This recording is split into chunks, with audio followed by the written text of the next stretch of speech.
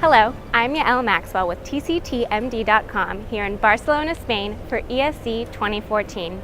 I'm about to speak with Dr. Kim Allen Williams of Rush University Medical Center and President-elect of the American College of Cardiology, as well as Dr. Roxana Mehran of Mount Sinai Hospital to get their thoughts on the meeting. Thanks for being with us. Thank you for having me. So there were a number of trials in this meeting that were fairly positive.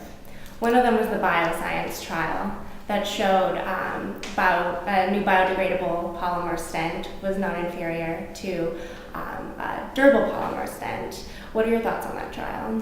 Well, what we're really looking for in the stent area for the general cardiologist like myself is that they're easy to deploy, not a lot of complications, that they come in various sizes. That's very helpful to our interventional colleagues. But what we really want long-term is that there is no significant restenosis, and they all are doing a pretty good job at that, except perhaps on the edges sometimes. That there is a decreasing incidence of thrombosis of the stent, and that looks like what the polymer was able to do. It looks like the biodegradable one actually had a significant decrease in the amount of stent thrombosis over time. But the ultimate goal is to get the kind of stent that would allow us to very quickly be able to do interventions that we would want to decrease or eliminate the dual antiplatelet therapy. And so if we have something that allows us to do that at 30 days so that we can do elective operations, that would be really good. Okay. So hopefully they'll keep going. Great. And I know there was some discussion too in general with newer generation stents that our progress has been so good that, how much is good enough? What do you think about that? Well, good enough to me would mean that there would be zero restenosis, zero thrombosis, and that you could take the dual antiplatelet therapy down fairly quickly when you really needed to with a fairly low risk. So you think that the development of newer generation stents should continue until we reach that point? I think so, and I think we probably will get there based on the trajectory shown by this improvement. Okay, and do you think those stents will include biodegradable polymers, or do you think they'll stick to the durable polymers? Well, I think there's enough impetus from industry to look at different compounds and to keep developing it, but I think this one is certainly a good candidate for good outcomes. Okay, excellent. I know the FAST-MI registry that was presented on Saturday showed very good outcomes, mortality in elderly patients admitted with AMI. What are your thoughts on that trial? I think it was really good to see that over time we have had a dramatic improvement in how well we can apply the medical therapies that we know work in terms of anticoagulation, anti-thrombotic therapy with antiplatelets, as well as beta blockers and the like, giving people guideline-driven therapy. The guidelines have gotten out there, and it really has had an impact, and the mortality rate is almost half of what it used to be not that long ago. What's the ongoing concern, however, is that if we're doing stents really well and interventions at a timely fashion and discharging people on medications and then following them up, that's part of the task. Okay. The rest of the task is to actually decrease their risk by the other things that we can do, including diet and exercise. Okay. We see a lot of patients who come back and they've had no instruction about improving the diet at all.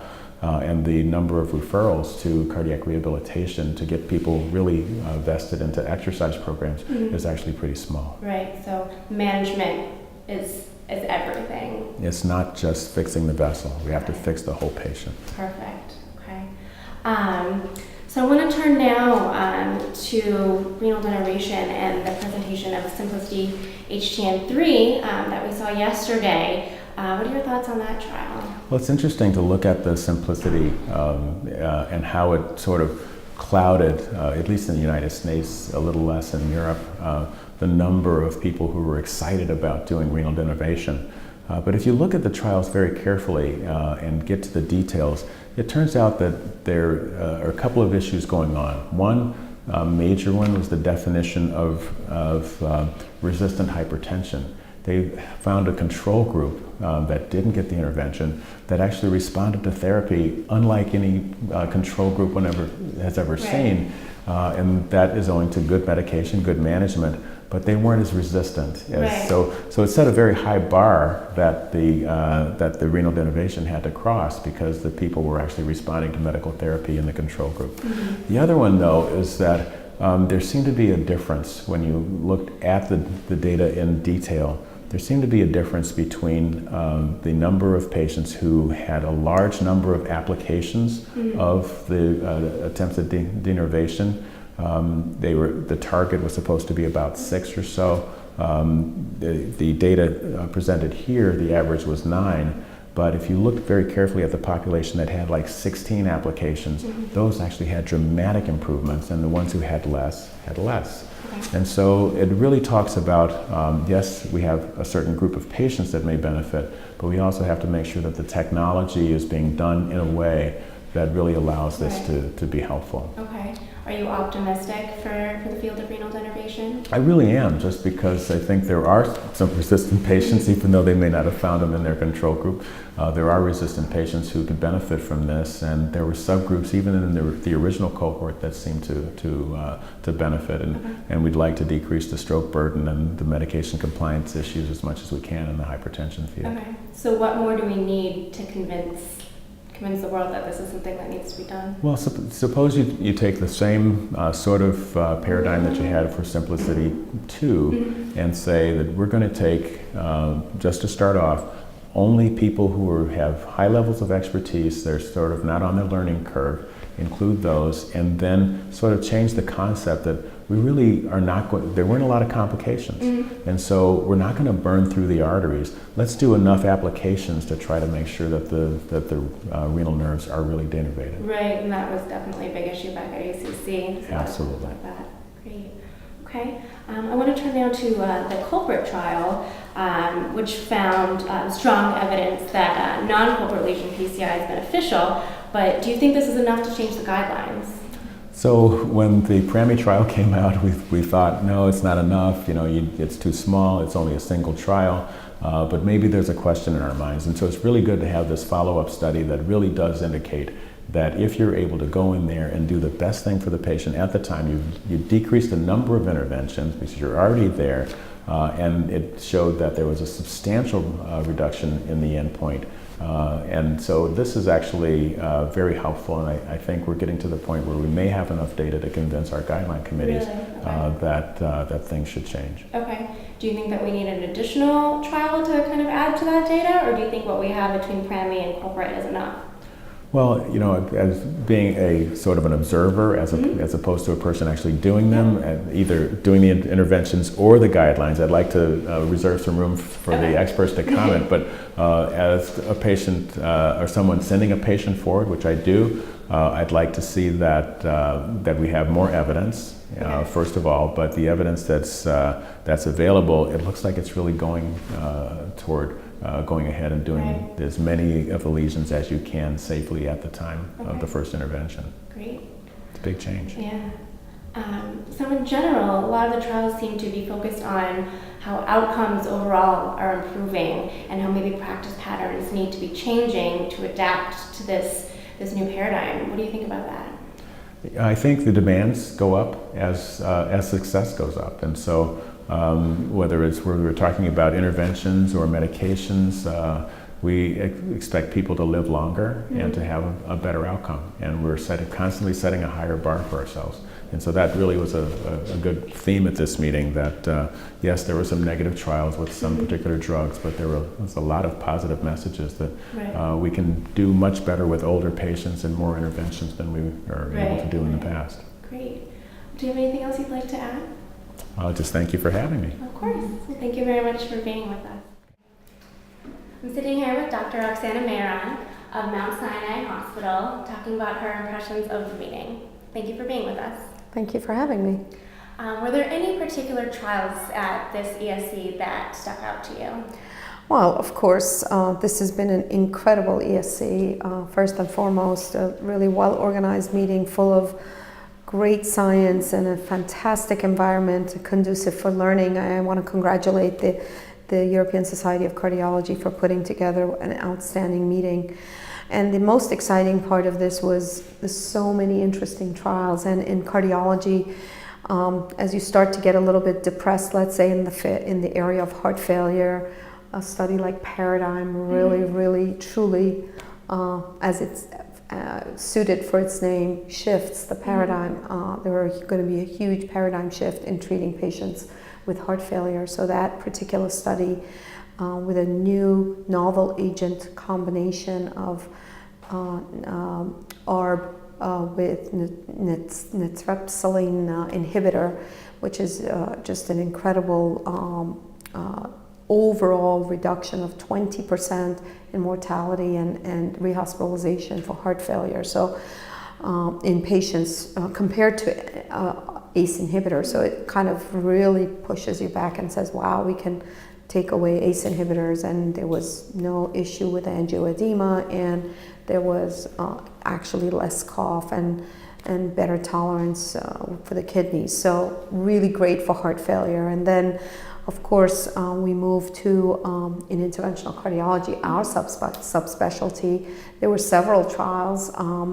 One that stuck to me very importantly is that we get the final 2-year results of FAME2 with FFR-guided PCI in patients who have a greater than 0.8, less than 0.8 FFR measurement, and those patients were randomized to optimal medical therapy versus PCI, and really, showing a benefit for PCI when you have ischemia-driven revascularization. So that was really excellent to see, and that paper was in the New England Journal of Medicine. And then we had a couple of STEMI studies, one in Atlantic, which was, I think, a very important study by Gilles Montelescaut and his group from the Action Study Group in Paris, and their 1,800 or so patients randomized to pre-hospital ticagrelor versus in-hospital ticagrelor in STEMI patients.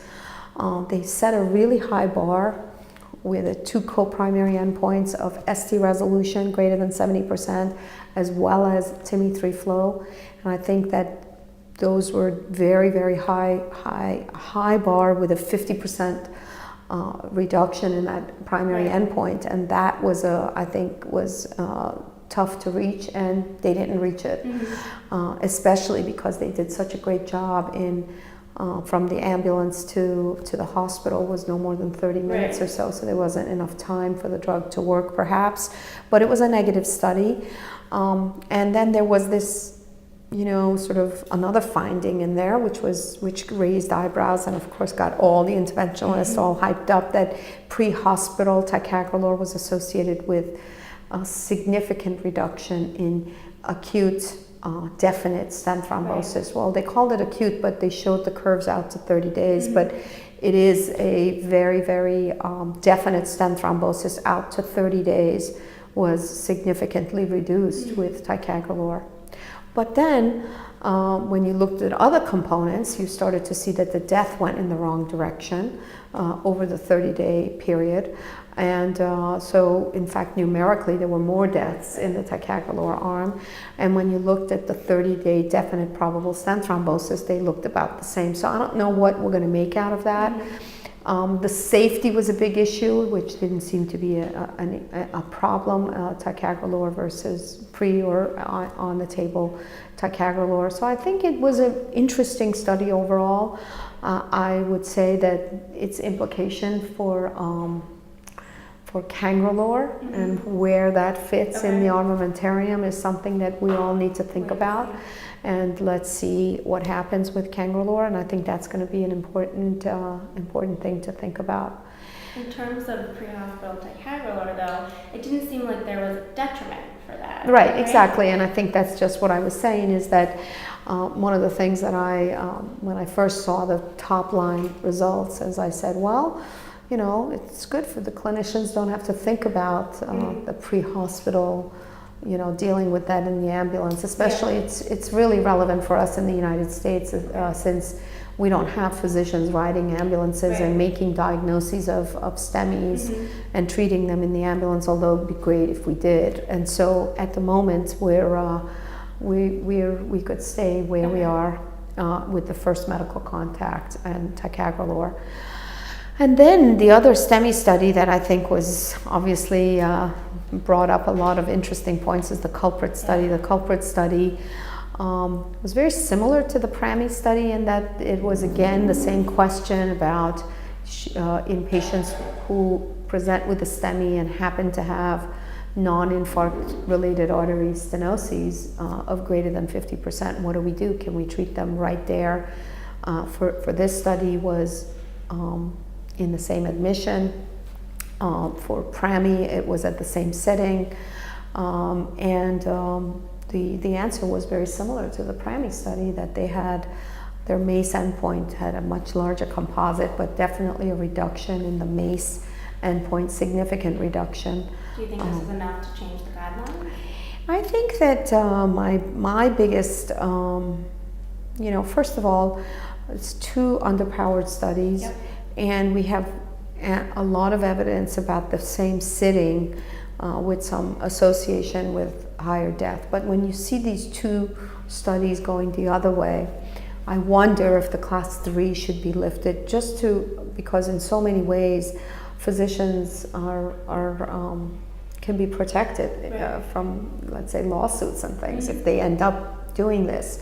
So that perhaps should be visited, but I still think that does it really change the practice? I don't think so. I think that we need to have large randomized studies. There is a big one in order, Complete. Complete is ongoing. We'll randomize 4,000 patients with STEMI and multivessel disease to complete revascularization or staging, and complete versus sort of not. And it's a little bit of a different question than this question, but I think we'll learn a tremendous amount. It seems in general, you've mentioned some of the trials already, but the theme I'm getting from this meeting is a very positive one. It seems like even in a negative trial, that there's some light to be shed, and that it's positive in general. Would you agree with that? No, I think that, we keep talking about we're just not doing enough, but I mean, it's an incredible, I think it's a great feeling to be in this meeting and to see how much work, I mean, the data on these PCSK9 inhibitors was just outstanding, with the long-term follow-up showing an important event reduction. And here it is in heart failure, in prevention, and in interventional cardiology, having some of these really, really important studies be presented and feel good. So in general, I would agree that it's a feel good, good meeting. Oh, great. Well, do you have anything else that you'd like to add? No, I think I just hope that we continue to answer the important questions for our clinicians and improve outcomes with design of well-powered large studies. PROTECT will be presented today. This is a 5-year follow-up of the original PROTECT study of CYPHER versus ENDEAVOR, powered for stent thrombosis, and it's a huge number of patients with and they show an excellent result for the ENDEAVOR stent with a reduction of stent thrombosis and hard clinical endpoints, but too little too late, right? We don't use CYPHER or ENDEAVOR. So here we are becoming interventionalists, doing their job, designing large, well-powered studies for hard clinical endpoints, and then it takes so long, and our field moves faster than the data that comes behind it, and so therefore sometimes it's irrelevant, and so we have to keep striving and be creative about how to continue on this important path. Wonderful. Well, thank you so much for being with us. Thank you very much for having me. That concludes our wrap up here at ESC 2014. Thanks for watching.